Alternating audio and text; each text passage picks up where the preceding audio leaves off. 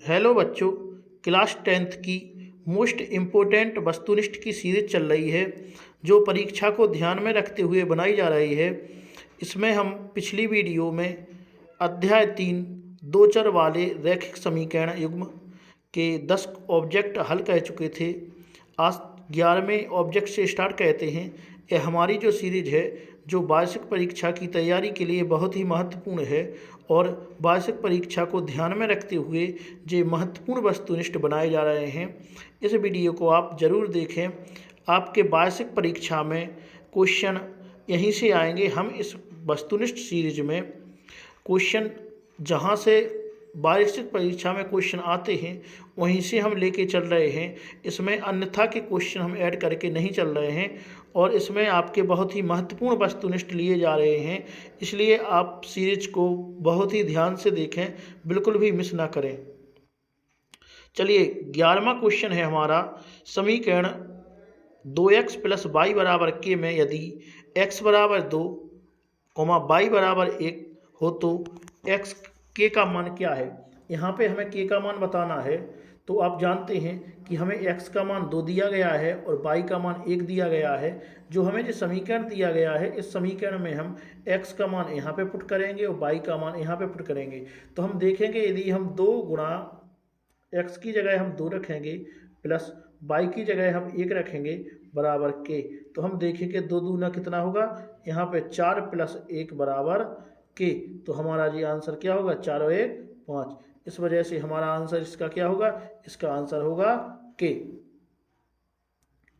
अगला क्वेश्चन है, समीकरण 2x + 3y बराबर 5 में यदि x बराबर 1 है तो हमें y का मान ज्ञात करना है। यहाँ पे हमें ओनली x का मान दिया गया है तो हमें y का मान ज्ञात करना है।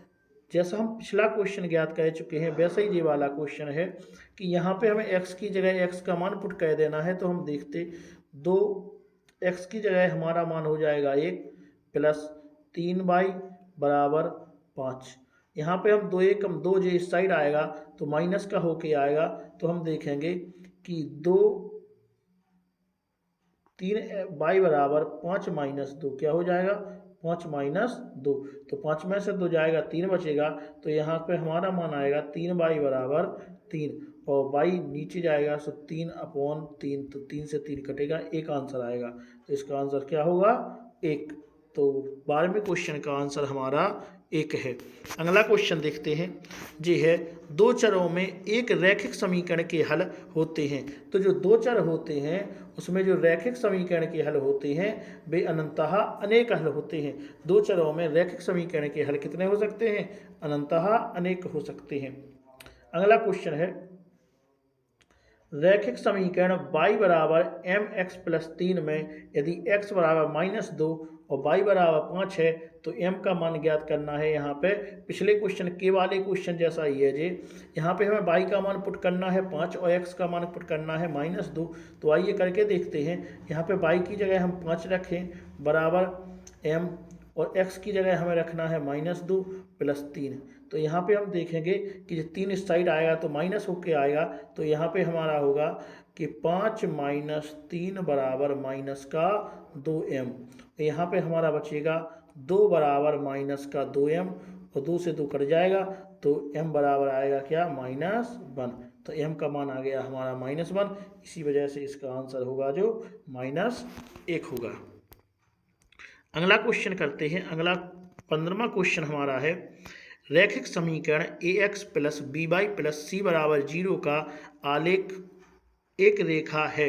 तो जो ax + by + c बराबर 0 का आलेख होगा यह एक सरल रेखा होगी। कैसी रेखा होगी, यह एक सरल रेखा हो गई। वस्तुनिष्ठ को बहुत ही ध्यान से देखते चलें क्योंकि यह वार्षिक परीक्षा को ध्यान में रखते हुए बनाए जा रहे हैं। अगला क्वेश्चन हमारा है, समीकरण x + 2y बराबर 5 में यदि y बराबर 2 है तो x का मान हमें बताना है। यहाँ पे हम y की जगह यदि 2 रख देंगे तो हमारा 2 दूना 4 हो जाएगा और 4 इस साइड आएगा तो 5 में से 4 जाएगा, 1 बचेगा। इसलिए x का मान कितना होगा, x का मान 1 होगा।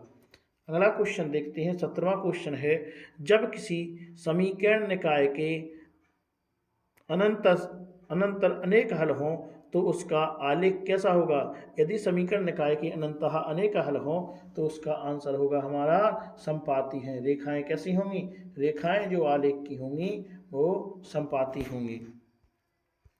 अगला क्वेश्चन है, अगर रेखाएं पितछेदी हों तो उसका हल होगा। यदि रेखाएं पितछेदी होंगी तो उसका हल क्या होगा, अद्वितीय हल होगा। यदि रेखाएं पितछेद कहती हैं तो उसका हल अद्वितीय हल होगा। अगला क्वेश्चन है 15वां हमारा क्वेश्चन है, अगर रेखा x अक्ष को काटे तो y का मान होगा। यदि कोई रेखा, यहाँ पे हम देख लेंगे, यदि कोई रेखा x अक्ष पे प्रतिच्छेद कर रही है, किस अक्ष पे, x अक्ष पे प्रतिच्छेद कर रही है तो y का मान क्या होगा। रेखा यदि x अक्ष पे प्रतिच्छेद कर रही है, ये काट रही है, तो हमारा y का मान क्या होगा। यदि यहाँ पे तो y का मान 0 होगा। क्या होगा, y का मान 0 होगा। अगला 20वां क्वेश्चन है, दो चरों में रैखिक समीकरण का व्यापक रूप है। तो आपको हम पहले ही बता चुके हैं, जो रैखिक समीकरण का जो व्यापक रूप है वो होता है ax plus B Y plus C बराबर 0। तो व्यापक रूप इसका होगा ax plus B Y plus C बराबर 0। अगला क्वेश्चन है,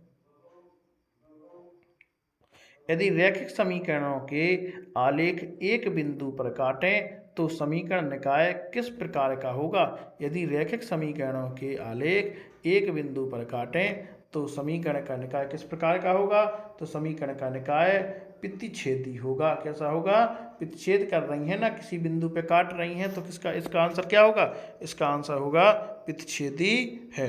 अगला क्वेश्चन है 22वां क्वेश्चन हम देखेंगे कि जब दो चर वाले समीकरणों का आलेख संपाती होता है तब उनके हल होंगे। तो हल क्या होंगे, अनगिनत हल होंगे, क्योंकि रेखाएं कैसी हैं, संपाती रेखाएं हैं, तो उनके हल क्या होंगे, अनगिनत। आंसर इसका हो सकता है।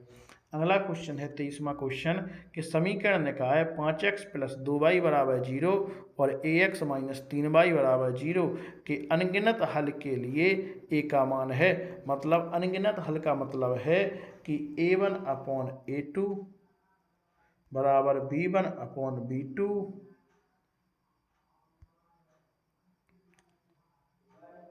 बराबर b1 अपॉन b2 बराबर c1 अपॉन c2। तो इसके लिए यदि हम इसमें मान रखेंगे तो इसका आंसर हमारा क्या होगा, इसका आंसर हमारा होगा -15/2। अगला 24वां क्वेश्चन है कि समीकरण युग्म x प्लस 2y बराबर 4 तथा 2x प्लस y बराबर 12 का ग्राफीय निरूपण किस प्रकार की रेखाएं होंगी। तो इसकी रेखाएं पितछेदी रेखाएं होंगी। इसका आंसर होगा, रेखाएं कैसी हैं, रेखाएं पितछेदी हैं। अगला लास्ट क्वेश्चन है कि विरोधी समीकरण युग्म में कितने हल होते हैं। तो कोई हल नहीं है होता। यदि कोई समीकरण कैसा है, विरोधी समीकरण युग्म है, तो उसके हल क्या होंगे, उसका हल कोई भी नहीं है होगा। तो हमारे 3 अध्याय के वस्तुनिष्ठ हल हो चुके हैं हम। अब हम आगे 4 अध्याय के वस्तुनिष्ठ अगली वीडियो में देखेंगे। आप लोग वीडियो बहुत ही ध्यान से देखें। यह वस्तुनिष्ठ एग्जाम को देखते हुए बनाए जा रहे हैं और हम आपकी वीडियो केवल 10 मिनट की कर रहे हैं, जिससे कि आपका टाइम खराब ना हो और अधिक से अधिक आप क्वेश्चन हल कर सकें, जो आपके वार्षिक परीक्षा में आपको लाभ दें और वस्तुनिष्ठ की जो सीरीज है जे आपको कुछ ना कुछ लाभ पहुँचाए। धन्यवाद बच्चों।